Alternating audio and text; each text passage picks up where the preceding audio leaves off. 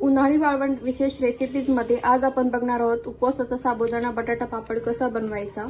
खूप छान हे पापड बनवून तयार होतात। अगदी तोंडात टाकताच विरघळणारे असे हे पापड आपले बनवून तयार होतात। याला फार अशी मेहनत घ्यावी लागत नाही। पीठ आपण छान वाफवून घेतो, त्याच्यामुळे आपला पापड छान दुप्पट ते तिप्पट असा फुलतो। कुठेही हा पापड कच्चा राहत नाही। अगदी छान असे पापड आपले बनवून तयार होतात। तर असे छान रेसिपीसाठी आपल्या चॅनलला लगेच सबस्क्राइब करा। चला तर मग वेळ वाया न घालवता लगेचच रेसिपीला सुरुवात करूया। नमस्कार, मी ओजस्वी, कुक विथ ओजस्वी मध्ये तुम्हा सर्वांचं खूप खूप मनापासून स्वागत। आज आपण बघणार आहोत उन्हाळा विशेष साबुदाणा बटाट्याचे पापड। त्यासाठी लागणारे साहित्य आपण बघणार आहोत। इथे 250 ग्रॅम आपण साबुदाणा घेतलेला आहे, जिरे घेतलेले आहेत, 10 ते 12 हिरव्या मिरच्या घेतलेल्या आहेत, मीठ लागणार आहे चवीनुसार, आणि इथे 2.5 किलो आपण बटाटे उकळून सालं काढून घेतलेले आहेत। तर आता साबुदाणा आपण छान भाजून घेणार आहोत। साबुदाणा छान फुलेपर्यंत असं छान भाजून घ्यायचं आहे, म्हणजे याचं पीठ लवकर होतं आणि हा कच्चा कुठे राहत नाही आणि पापड अगदी मऊ लुसलुशीत होतात। तर आपण साबुदाणा व्यवस्थित छान भाजून घेऊयात। तर इथे आपण पावशेर साबुदाणा घेतलेला आहे। आता सर्व आपण व्यवस्थित भाजून घेणार आहोत। छान असा फुलला पाहिजे साबुदाणा, म्हणजे त्याचं पीठ छान होतं आणि पापड अगदी लवकर प्रेस होतो, व्यवस्थित असं पसरला जातो। आणि जेवढा तुम्ही साबुदाणा व्यवस्थित भाजाल तेवढा तुमचा पापड असं छान फुलतो। त्यामुळे साबुदाणा असं व्यवस्थित थोडंसं फुलेपर्यंत 5 ते 10 मिनिटं आपण छान भाजून घेणार आहोत। साबुदाणा आपला भाजून होत आहे तोपर्यंत आपण इथे बटाटे किसून घेणार आहोत। बटाटा हा किसूनच घ्यायचा आहे, ज्याच्यामध्ये गाठी राहत नाही आणि पीठ अगदी व्यवस्थित मळलं जातं। त्यामुळे आपण सर्व बटाटे छान असे किसणीवरती किसूनच घेणार आहोत।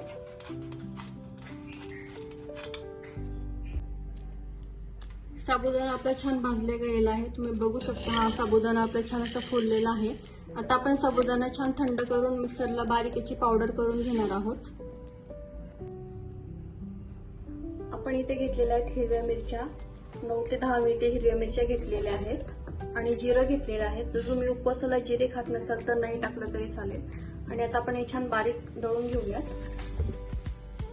तर तुम्ही बघू शकता आपण इथे 2.5 किलो बटाटे घेतले होते आणि हे आपण छान किसणीने किसून घेतलेले आहेत। आता आपण याच्यामध्ये घालणार आहोत मीठ। इथे मी 2 मोठे चमचे मीठ घेतलेलं आहे। हिरवी मिरची आणि जिरे आपण बारीक करून घेतले होते। तुम्ही तुमच्या आवडीनुसार तिखट किती खाता त्यानुसार तुम्ही इथे घेऊ शकता। आपण आता हे पीठ मिक्स करून घेणार आहोत व्यवस्थित। लागेल तसं आपण हे छान व्यवस्थित मिक्स करून घेऊयात।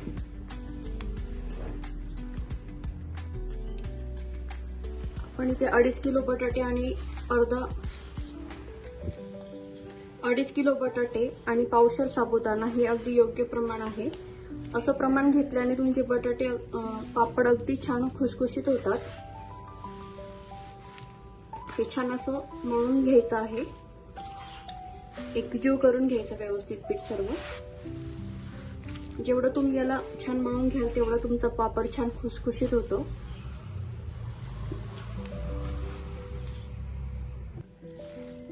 तुम्ही बघू शकता आपलं साबुदाण्याचं पीठ आणि बटाटा छान आपण मिक्स करून घेतलेला आहे। याचा छान असा गोळा झालेला आहे, बघू शकता तुम्ही। आता आपण या पिठाला छान वाफ देऊन घेणार आहोत।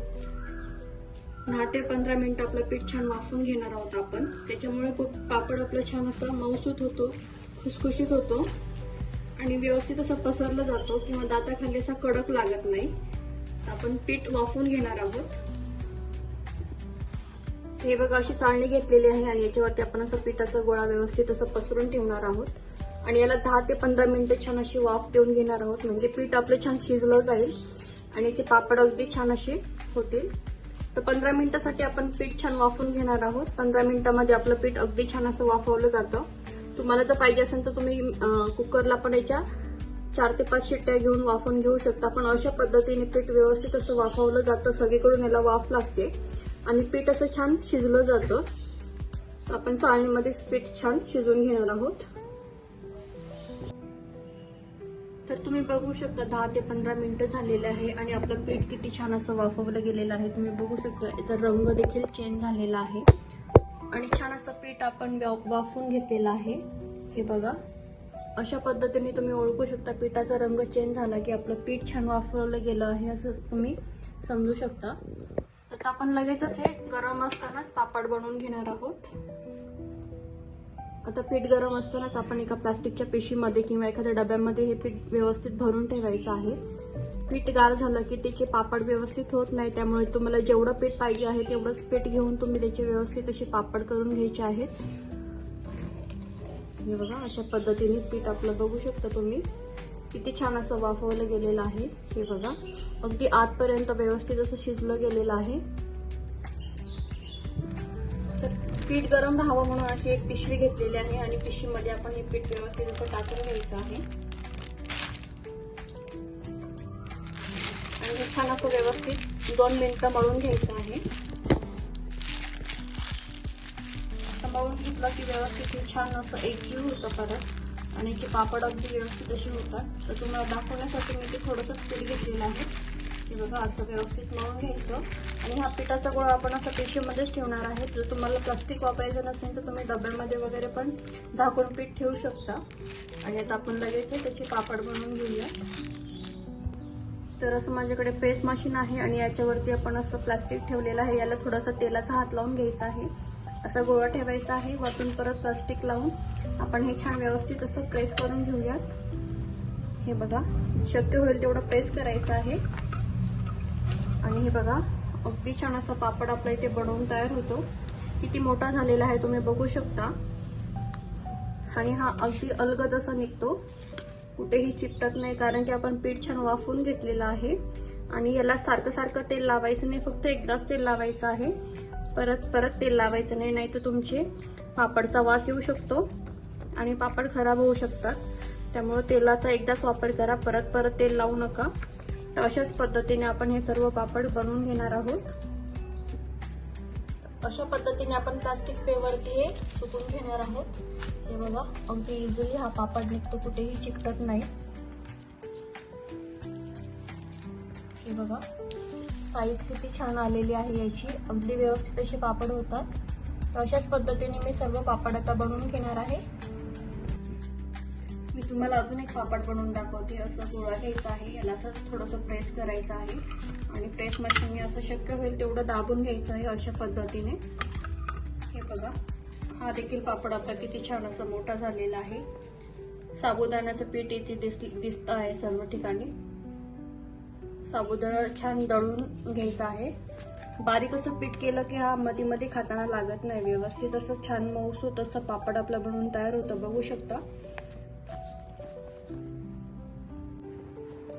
हे बघा, आपले पापड किती छान असे बनवून तयार झालेले आहेत. कुठेही हे चिरलेले नाहीये, अगदी छान असे आपले पापड बनवून तयार झालेले आहेत. हे बघा, कुठेही हा पापड चिरलेला नाहीये, कुठेही चिकटलेला नाहीये. अगदी इझिली हा पापड आपला निघत आहे. तर दोन्ही साईड तुम्ही बघू शकता. खूप छान असा पापड आपला बनवून तयार झालेला आहे. आता मी हे पापड 1 दिवस फॅन खाली आणि 2 दिवस उन्हात छान असे सुकवून घेणार आहे.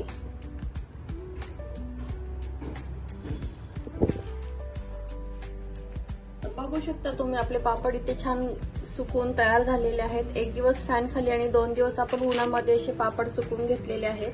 किती छान असे पापड आपले इथे बनवून तयार झालेले आहेत. साबुदाण्याचं पीठ आपण करून घेतलेलं होतं, त्याच्यामुळे पापडामध्ये कुठे साबुदाणाही दिसत नाहीये. आणि छान असे हे आपले साबुदाणा बटाट्याचे पापड बनवून तयार झालेले आहेत. बघू शकता, रंगही किती छान आलेला आहे. जर तुम्हाला हिरवी मिरची वापरायची नसेल तर तुम्ही इथे लाल तिखटही वापरू शकता. आता मी तुम्हाला तळून दाखवते. तेल छान गरम झालेलं आहे आणि आता आपण पापड तळून बघूया. अगदी छान आपले हे पापड असे फुलून तयार होतात. हे बघा, तेलात टाकल्या हे छान मस्त फुलतात.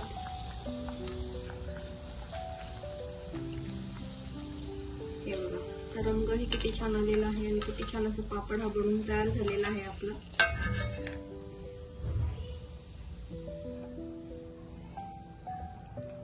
किती छान आपला पापड फुलतो आहे.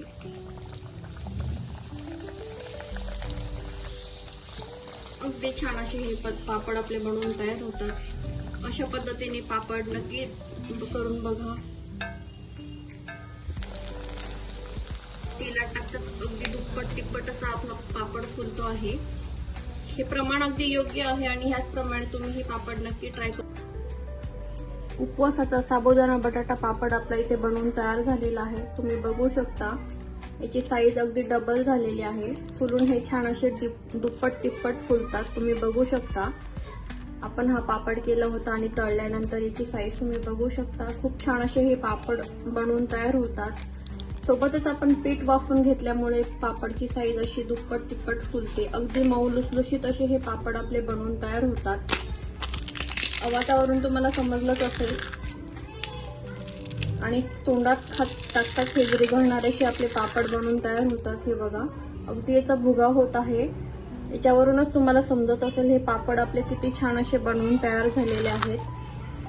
दिलेले प्रमाण अगदी योग्य आहे. त्याचप्रमाणे तुम्ही हे पापड नक्की करून बघा.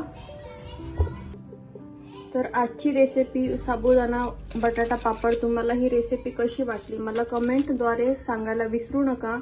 पुन्हा भेटूया अशाच एका छानशा सोप्या रेसिपी सोबत. तोपर्यंत मस्त रहा, आनंदी रहा.